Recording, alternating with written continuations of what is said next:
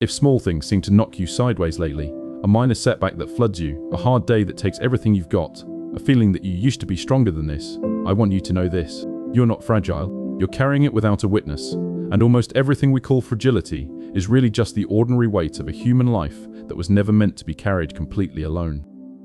We have a deep cultural belief that strength means handling things by yourself. We admire the person who doesn't need anyone, who keeps it together, who never asks for help. And so when we struggle, when we crack under a pressure we feel we should be able to bear, we conclude that something in us is weak, defective, too fragile for the world. But that conclusion rests on a hidden assumption, and the assumption is wrong. It assumes that a healthy human being is supposed to be able to carry hard things alone. We were never built for that. The human nervous system is not a solo instrument. It's designed, from birth, to be steadied by other nervous systems. We are regulated, biologically, by each other.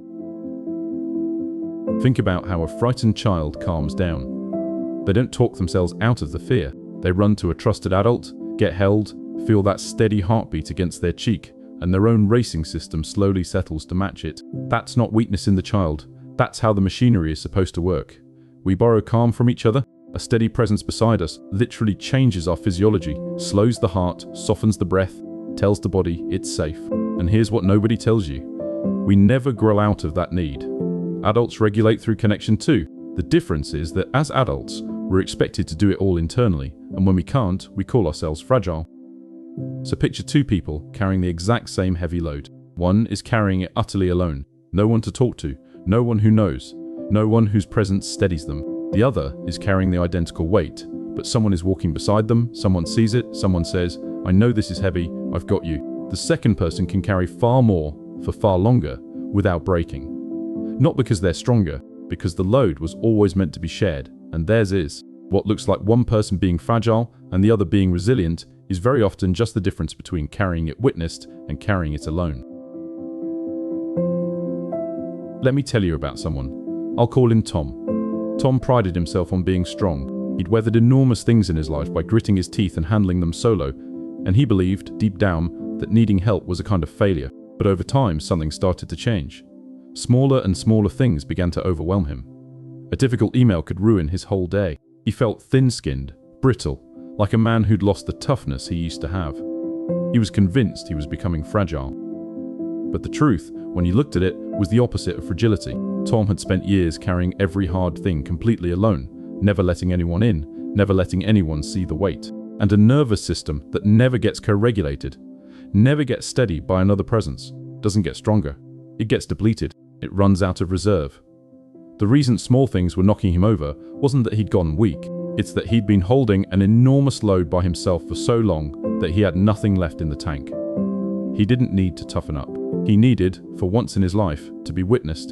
The day he finally let one person see what he was carrying, the unbearable became bearable again, not because the load got lighter, but because he was no longer holding it alone.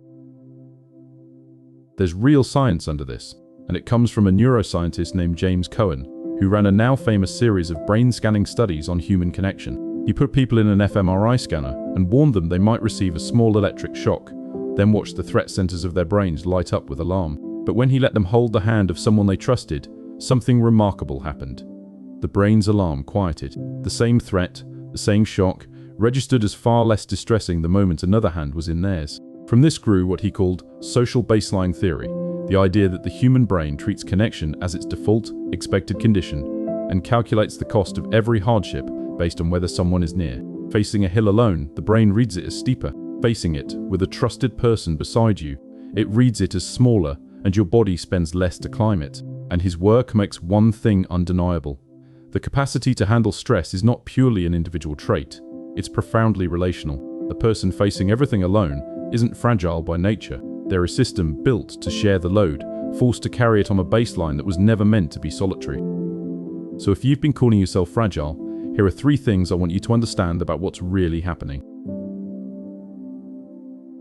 First, needing others isn't weakness, it's design. The belief that a strong person handles everything alone is not a fact about human beings. It's a story, and a damaging one. You were built to be steadied by connection, the same way you were built to be fed and to sleep. Reaching for support when life gets heavy isn't a failure of your strength, it's the correct use of the system you were given. Second, What feels like fragility is often just depletion. If small things are knocking you over, the question isn't what's wrong with me. It's how long have I been carrying this without anyone beside me?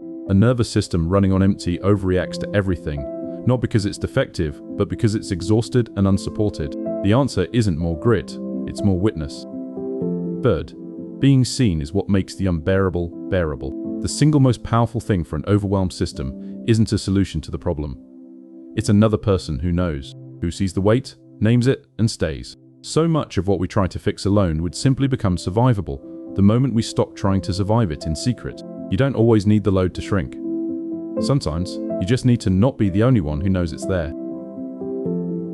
So stop diagnosing yourself as fragile for buckling under a weight no person was ever meant to carry in isolation. You were never too weak for your life. You were just trying to bear it, the one way it can't be borne, completely alone, with no one beside you and no one who knows. Desmond Tutu, who carried unimaginable burdens for his people, once said that a person is a person through other persons, that we are made for togetherness, made for family, but none of us comes into the world fully formed and able to survive on our own. He understood that what breaks us is rarely the weight itself. It's bearing it unseen, unaccompanied, with no one to share the knowing of it.